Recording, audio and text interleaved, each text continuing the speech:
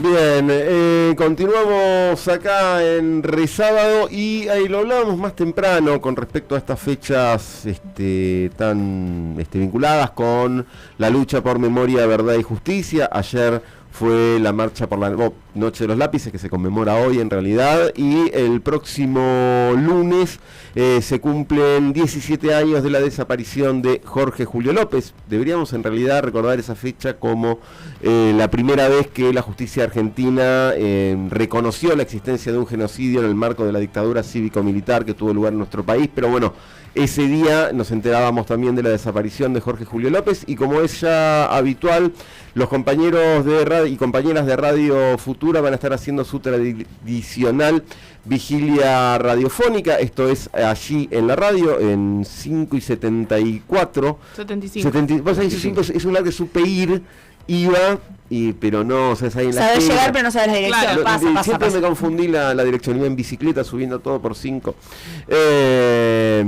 Y bueno, van a estar haciendo, esto se transmite obviamente en el 90.5 del dial, pero también está abierto a la posibilidad de que uno vaya a acompañar y a encontrarse y juntarse. Juan Delú es parte de Radio Futura, además es presidente de Farco, y está teniendo la amabilidad de atendernos. ¿Cómo te va, Juan? ¿Qué tal, amigos, amigas? ¿Cómo andan? Bien. Hola con ustedes. Todo muy bien.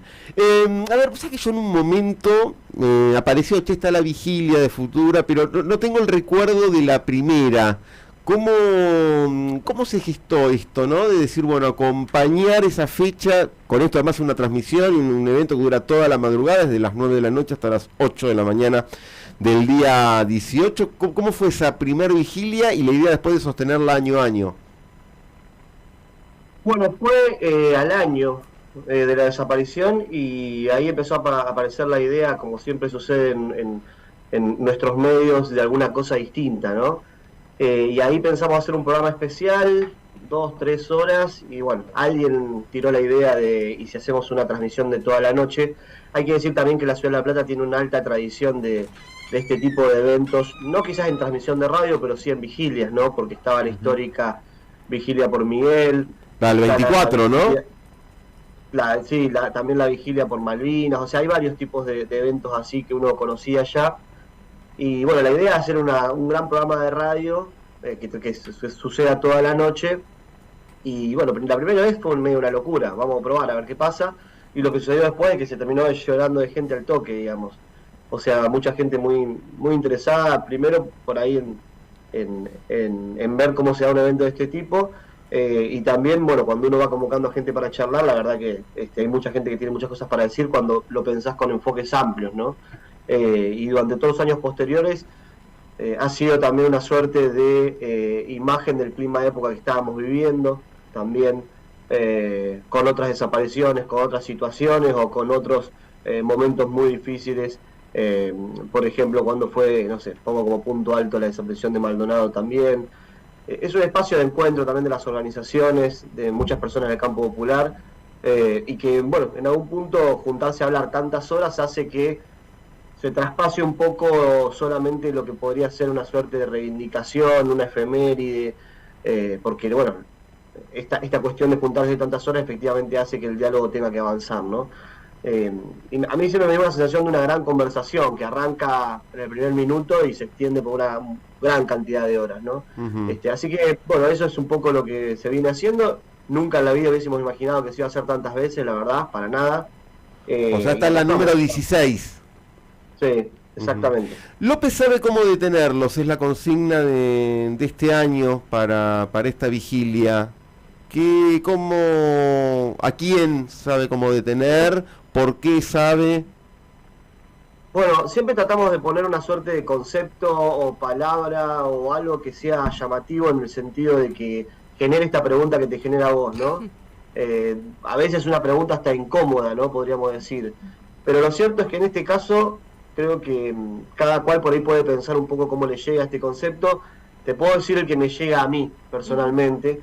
Hay algo ahí de reivindicar el testimonio, ¿no? La capacidad de decir, la capacidad del mismo López por entender que estaba viviendo un momento histórico, que le había costado mucho tiempo de su vida, que había esperado mucho tiempo de su vida, Y si uno vuelve a la reivindicación del testimonio en sí, no solamente el de López, ¿no? Sino de dar una visión de la historia, porque sabemos que se necesita, eh, esa herramienta del testimonio en el marco de un juicio histórico, la ponemos en valor hoy frente, digamos, al avance de discursos negacionistas o directamente reivindicativos de la dictadura militar.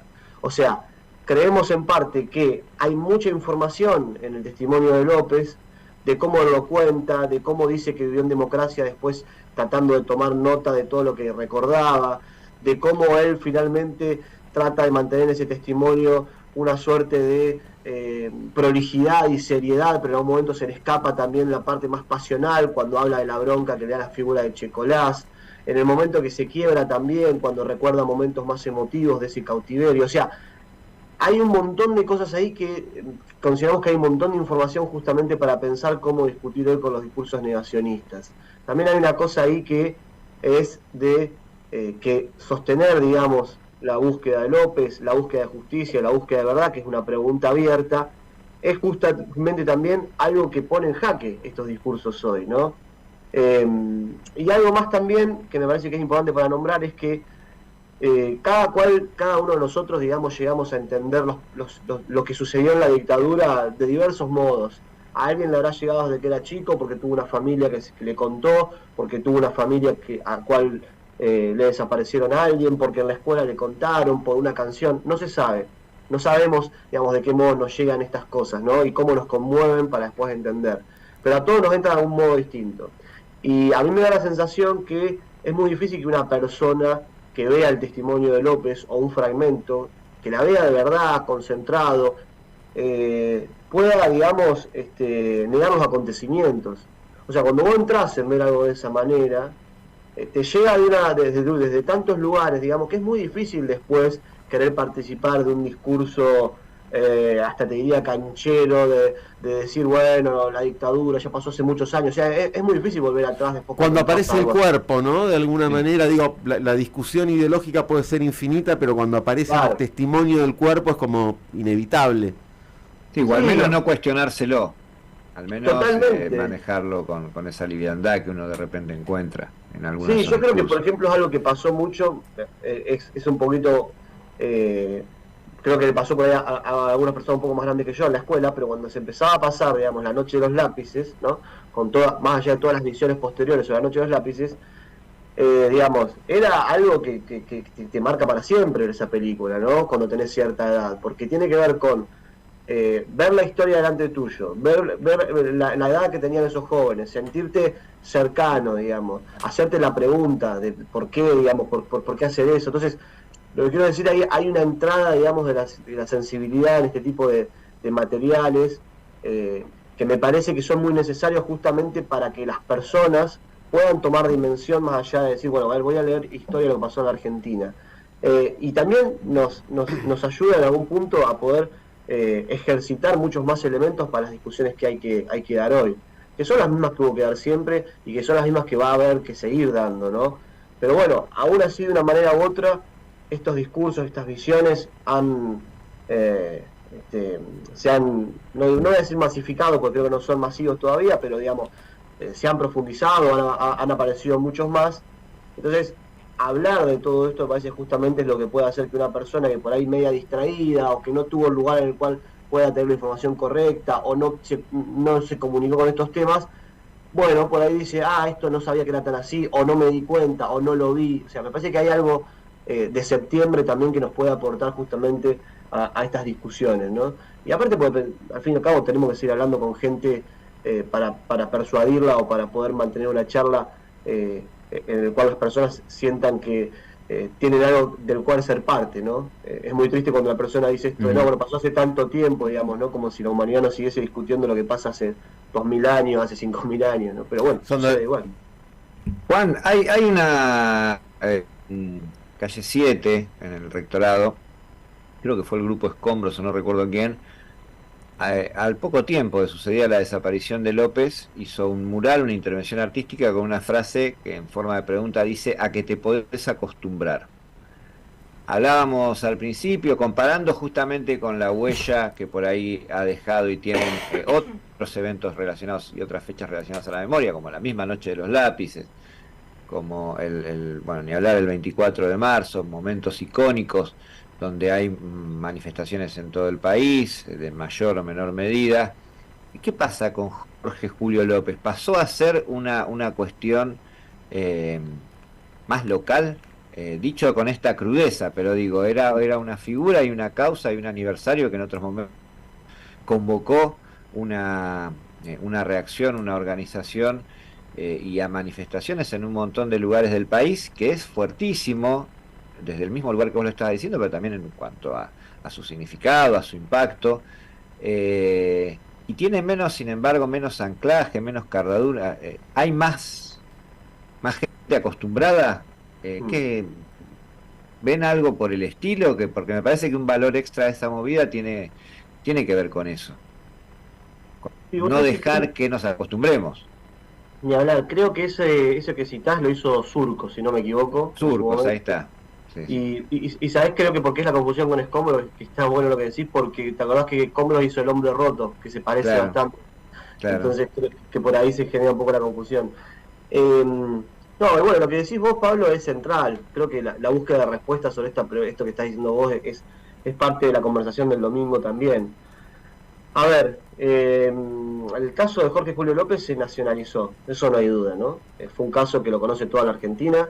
Creo que, no sé, no hay provincia donde no se haya hablado de que hubo un desaparecido que se llamaba Jorge Julio López, que era un señor que usaba un gorrito, que dio testimonio con el Chicolás.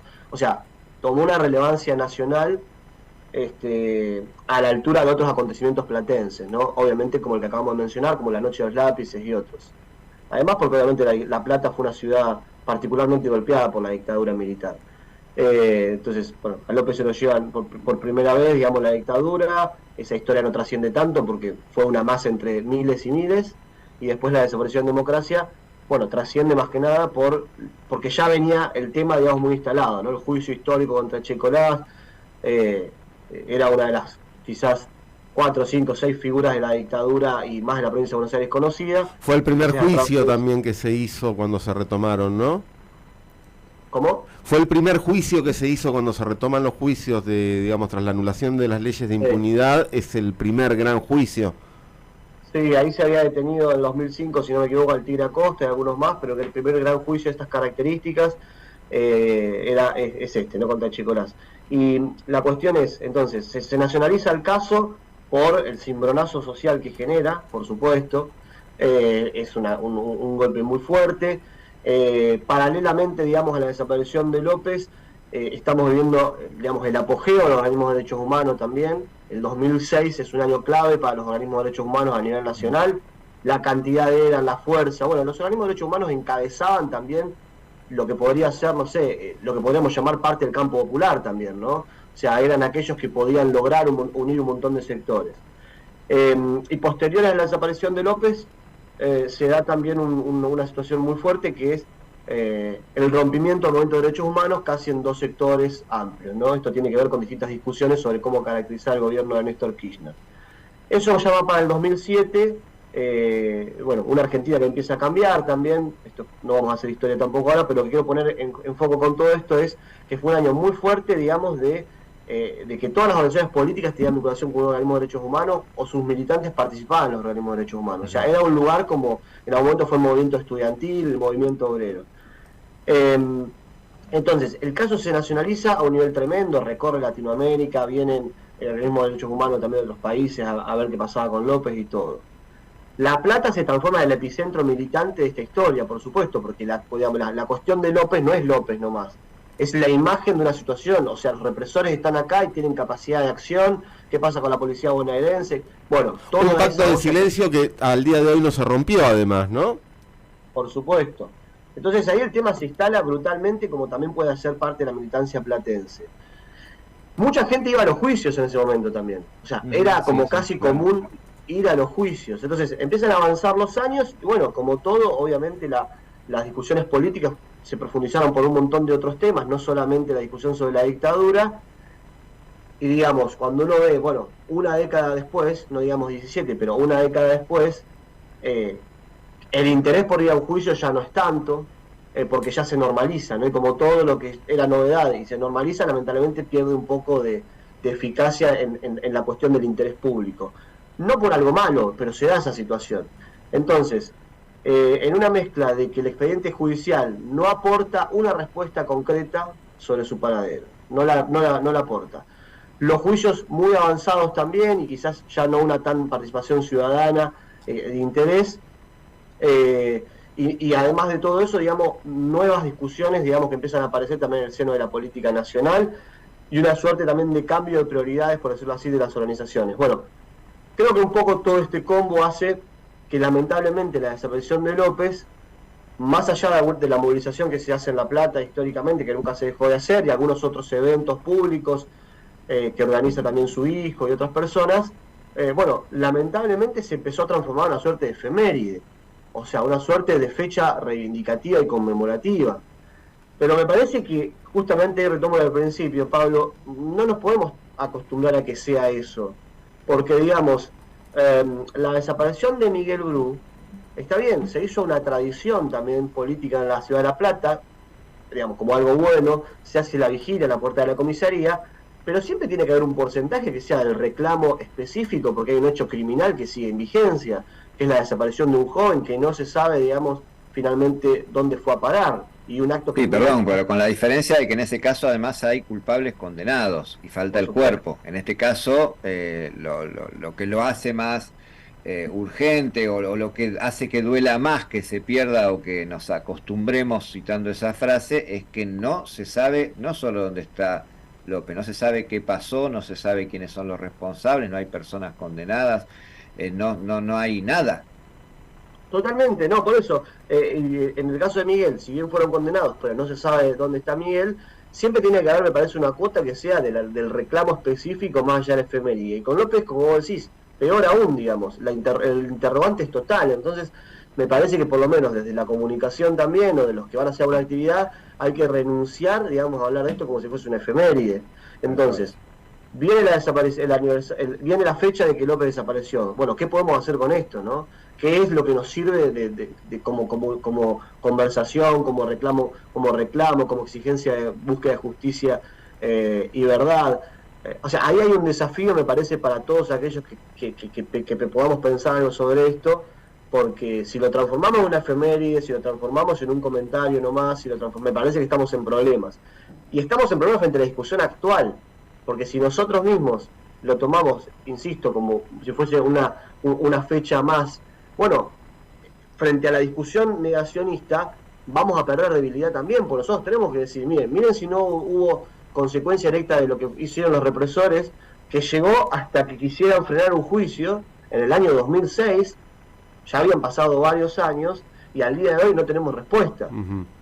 Obviamente después podemos hacer responsabilidad, decir, bueno, cómo se hizo la investigación, si hizo bien, si hizo mal, que ya más del ámbito de la pregunta específica del caso, ¿no? Pero más allá de eso, hay algo que tiene que ver justamente con decir, bueno, ¿quién era este tipo? ¿Por qué dio testimonio? ¿Qué pasaba en el 2006? ¿Quién era Echecolás, no? Echecolás, aparte, es la figura por excelencia que tenemos regionalmente de la criminalidad del terrorismo de Estado. O sea, la cantidad de historias que tiene aparte Echecolás como figura alrededor sigue siendo de total vigencia.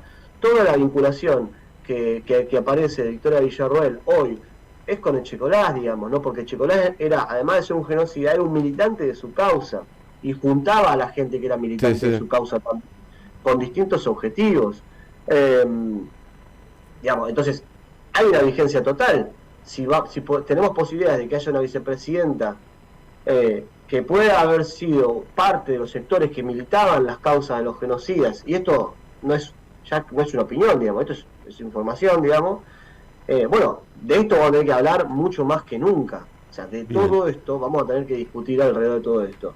Pero aparte, porque quiero decir una cosa, porque por ahí uno no se termina de armar los rompecabezas, pero en la causa López, o sea, en la búsqueda de justicia del expediente judicial, los amigos de Victoria Villarroel aparecen. O sea, es así esto, ya se sabe. O sea, las personas que fueron investigadas, porque no es solamente quién fue a ver a Echecolás, quién fue a... O sea, el expediente judicial sobre la búsqueda de López y qué pasó con López, monitorea un montón de gente que son los amigos de Villarroel y otras personas que la rodean, ¿no?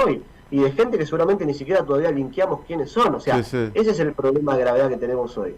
Juan, esa es una de las razones fundamentales para aprenderse a la vigilia sonora de Radio Futura, entonces, que va a escucharse y a poder seguirse por la 90.5, también se va a poder seguir por esta radio y por distintas radios de todo el país que se prenden, la transmiten y más o menos tienen esto claro e intentan aportar justamente a esto, a que no nos acostumbremos. Muchísimas gracias, Juan, por este rato de charla y por este esfuerzo que se hace todos los años con una firmeza que está basada en todo lo que acabamos de charlar y que es realmente necesario.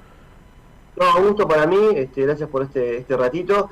Dos cositas nomás. Uno, recomiendo que por ahí las personas están escuchando ahora y escuchan vigilia o nunca por ahí juegan una vigilia o dicen, está interesante, pero ¿para qué ver yo si eso es un programa de radio? Les recomendaría que vayan, porque la verdad que es una experiencia interesante. Primero, porque te cruzás con un montón de gente que tiene un montón de cosas para decir y por ahí es difícil que esa gente esté toda junta.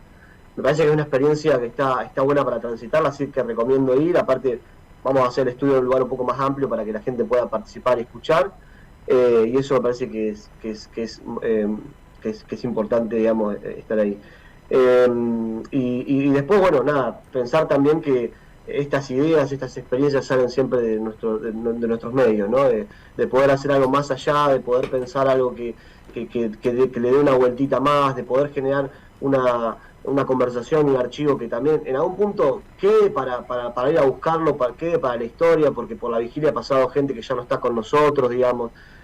Nosotros empezamos las vigilias con Nilda Eloy durante muchos años, ella ya nos acompaña, y un montón de compañeros y compañeras que también ya no están, que tuvieron mucha importancia, digamos, en la búsqueda de memoria, verdad y justicia de la Argentina, así que ahí hay algo también para vindicar y para nombrar.